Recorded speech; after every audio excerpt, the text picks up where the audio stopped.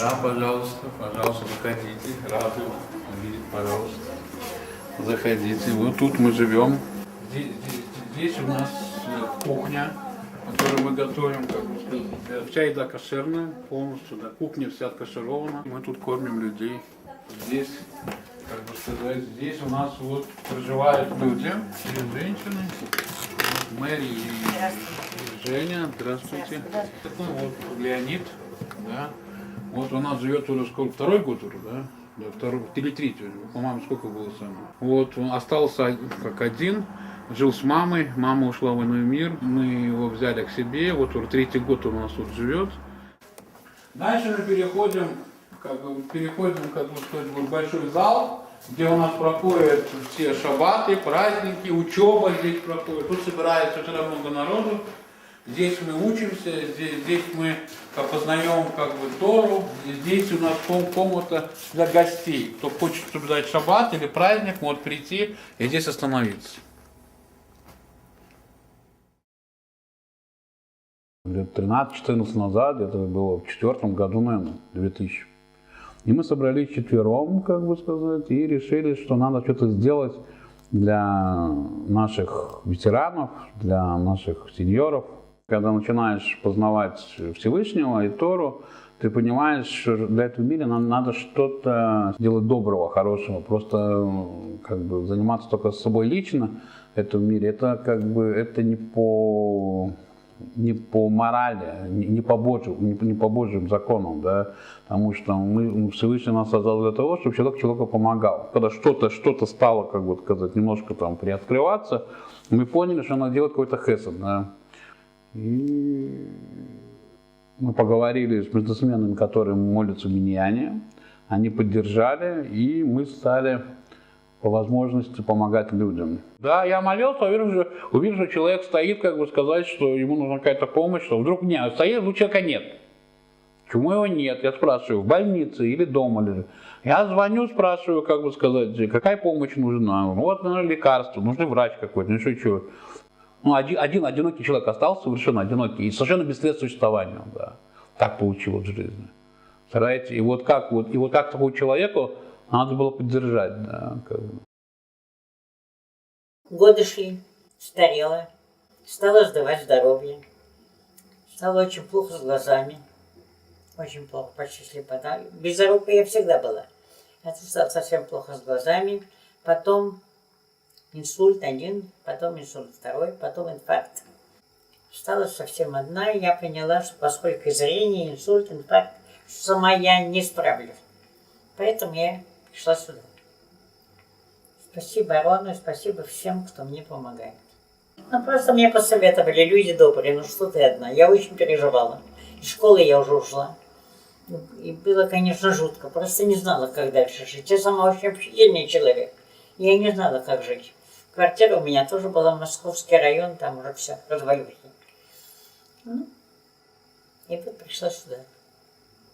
Поскольку родных нет, пришла сюда. Это все идет, как бы сказать, с Второй мировой войны. И там же, что произошло самое страшное, вот это вот, очень много мужчин погибло, и женщины остались без браков, да, очень много людей, которые не смогли найти свою судьбу, да, вторую половинку, потому что очень много народу погибло, очень много мужчин погибло на войне, поэтому у них нету детей, у них нету как бы своего продолжения их рода, и они одинокие люди. То поколение, которое прошло войну, да, как бы сказать, очень многие из них, они как вот остались вот как вот детьми чистыми, они так и остались. Когда еще мама была жива, мы ходили, гуляли, везде мы были. И на концертах на всех были, все было. А потом, когда уже с мамой это случилось, я осталась одна в двухкомнатной квартире. Позвонила я своему дяде двоюродному. Я говорю, Миша, вот так и так, мама умерла. Он говорит, ну а что я могу делать? У меня тоже мама умерла. И пришлось мне позвонить маминой подруге. И я к ней приехала. Ну, одну ночь я переночевала, а потом я уже жила у одной женщины, Хани. 8 лет я прожила. А после 8 лет Арон меня забрал на езд в Базнице. А не только пожилые, кстати. В нашей программе было много и молодых людей тоже. Ну, молодых, которые с какими-то проблемами, инвалиды, как сейчас вот Леня там живет, и которые мы вот взяли вот себе, которые 3 человек, которые, ну, остались как бы, нет возможности жить, ну, как бы, вот, у одной родственников нет, инвалид, другой Леня тоже остался один. Но я тут уже года 2. У меня была мама. Она умерла от анемии.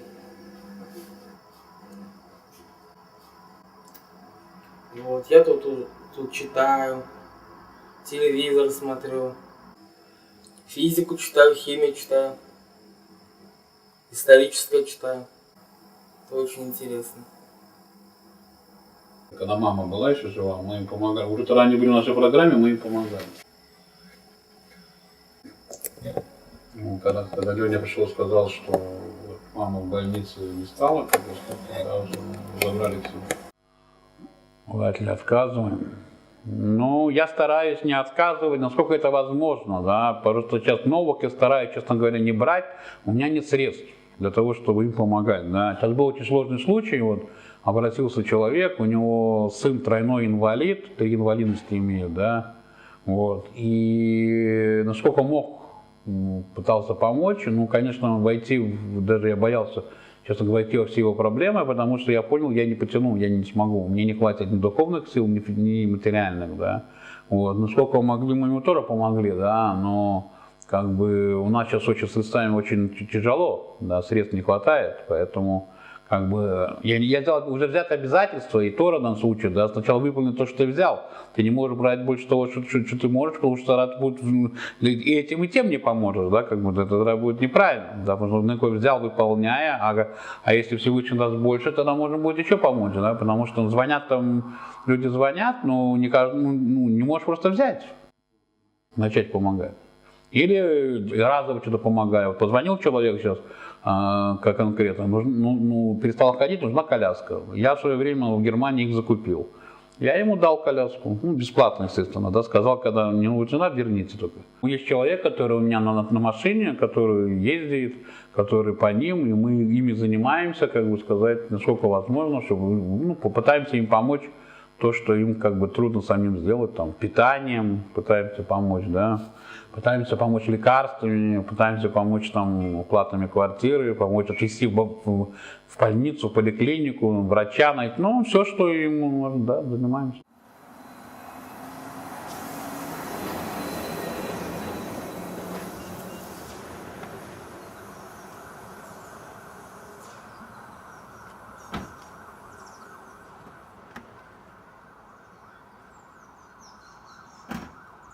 Сегодня я еду к Виктору. Я еду к нему раз в неделю. Я везу ему теплый обед. Но он ждет меня не ради обеда, но хочет пообщаться со мной, рассказать о своем здоровье, о своих проблемах, о своих радостях. Одинокий человек, у него ампутирована одна нога.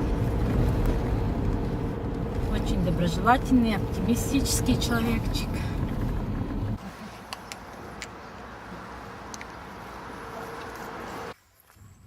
Лифта тут нет, мы пойдем пешком на 4-й этаж.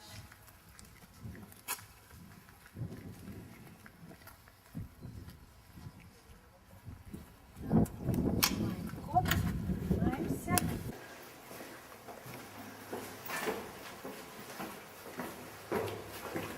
Ну.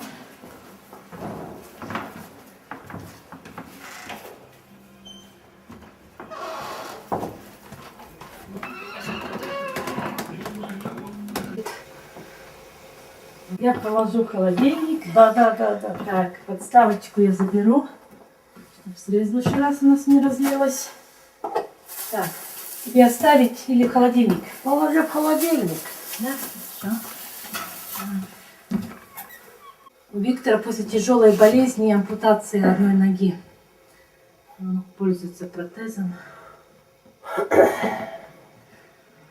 Вы с мамой жили в Старой Риге? Самом. Напротив синагоги мы жили. А там была маленькая комнатка. Напейтовалась. Просил помощи. Я после ампутации. Ну, так вот. И познакомились. Ну, немножко помогает лекарства по мере возможности. Ну вот, это кушать тоже, как у них возможность какая, там тоже сейчас как бы уменьшена доза. Не одно, так другое. Сейчас еще по врачам ходить надо. Вот опять надо думать, как доехать до Страды, не получить одну выписку. Там коляска есть, это инвалидная. А кто ее будет таскать?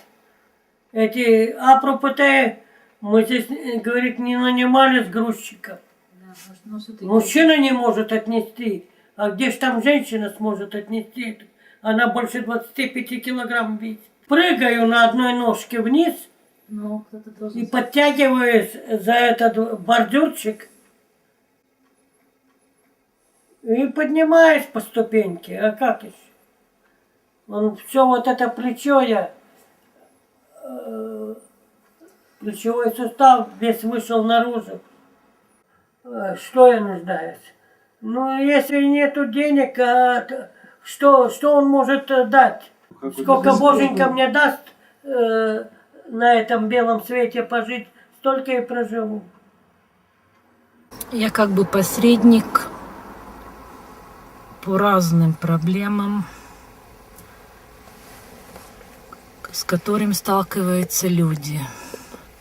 Некоторым просто нужен совет, как действовать, или подключить ту помощь, которую могут выполнить другие институции. Очень многие люди после пенсии потеряли тот уровень жизни, который они жили раньше, и также физически ограничены. Да? То есть они не могут сделать то, что они раньше могли сделать сами.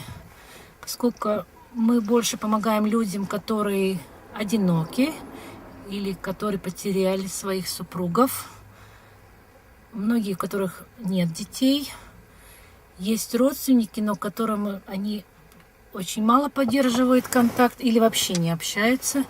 И поэтому они очень рады, что есть люди, к которым они могут обратиться, посоветоваться или просто попросить конкретную помощь.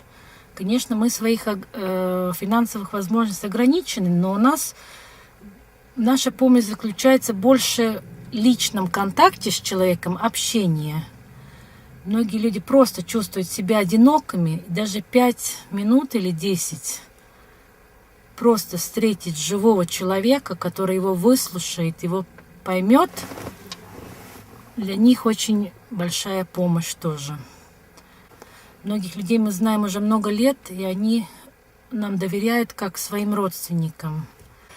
Ни один фонд не способен 100% содержать или обеспечить полностью все потребности нуждающегося человека. Поэтому очень хорошо, когда наше участие может быть финансово небольшая, но она именно основана на доверии, на понимании. Человек круглосуточно может, вот лично мне, поскольку верующие евреи не всегда могут пользоваться телефоном, есть определенные ограничения на шаббат, на праздники, но мне лично могут позвонить 24 часа в сутки. В любой ситуации мы можем найти выход в решении проблемы. И есть люди, которые, наше общение, которые искренне сочувствуют, искренне помогают. Да? Потому что без них я бы один сделать ничего не смог.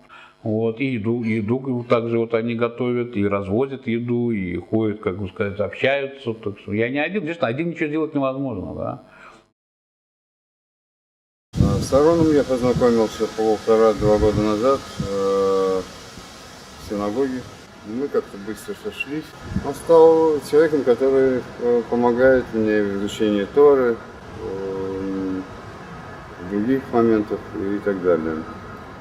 Когда я глубже копнул, что там у него происходит, он, оказывается, занимается благотворительностью. Благотворительность на широком уровне. Около 110 человек было, некоторые ушли в мир иной. Сейчас в районе 70-80 человек. Это люди, действительно нуждающие в помощи, люди, которые не двигаются, полудвигаются, пожилые люди в основном.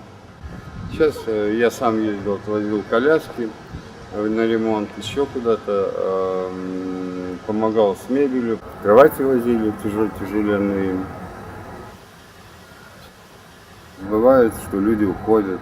Когда это случается, мы организовываем похороны по всем правилам, достойно человека проводим.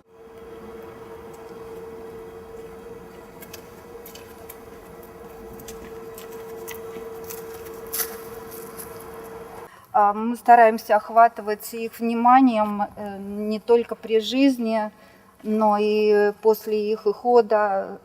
Арон старается им делать им кошерные похороны, у всех есть, все проходят аару, да, то есть все у нас мы делаем кошерно, и о людях заботимся и после их ухода. Стараемся не забывать и помним про них. В общем-то, даже день смерти у Арона все есть записано. День смерти, в общем-то, стараемся вспоминать.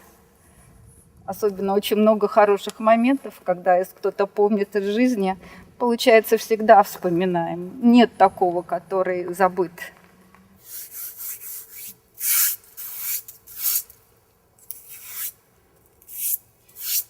Хотелось бы сказать про этого человека.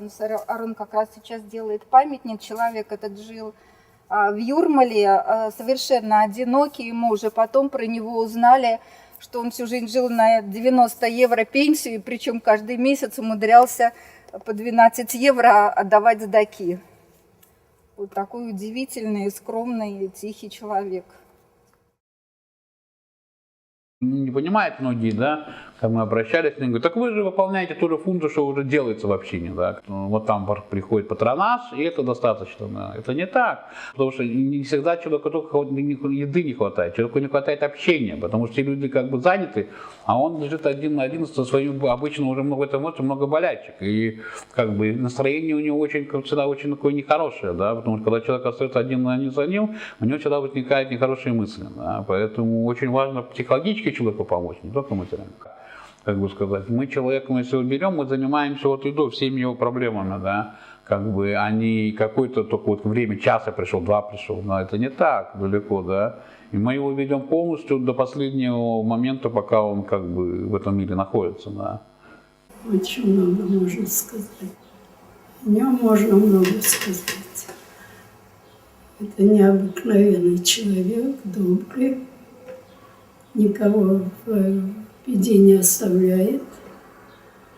Я к нему перестала ходить, когда мне стало 90 лет.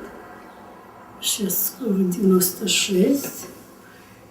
И он каждую неделю в пятницу поздравляет со субботой.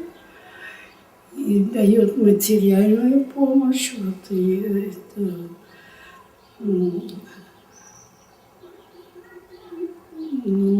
аптека. Ну и каждый раз спрашивает, как я, что я, как я себя чувствую.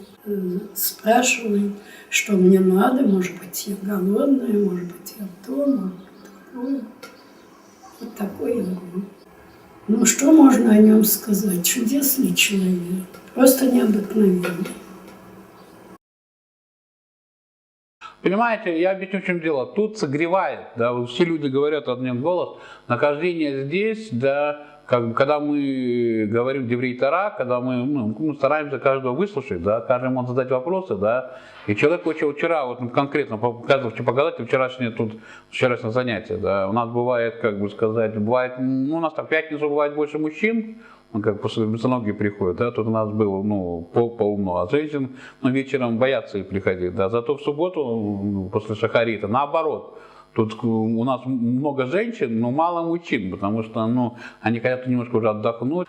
Вот. И так пошло, и очень часто в шаббат, ну шаббат мы знаем, открывать дополнительная душа. И приходят такие мысли, которые не придут никогда в будни. Да.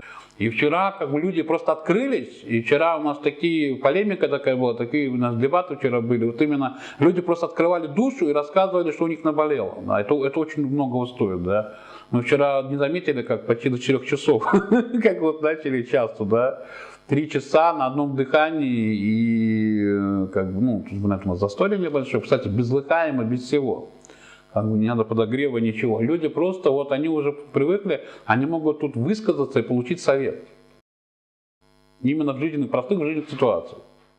Вот вы считаете, вот мы сейчас Пурим делали вот постановку, да, вот, кстати, да, вот считайте, вот с нуля, просто с нуля, да, как бы сказать, и нашлись, и вот Флора делала костюмы, и ее брат, как бы сказать, он 20 лет танцевал в балете, он ставил танцы, и нашлись, кто написал сценарий, и нашлись те, кто сделал нам фонограммы, и все сами, никого не спросили со стороны.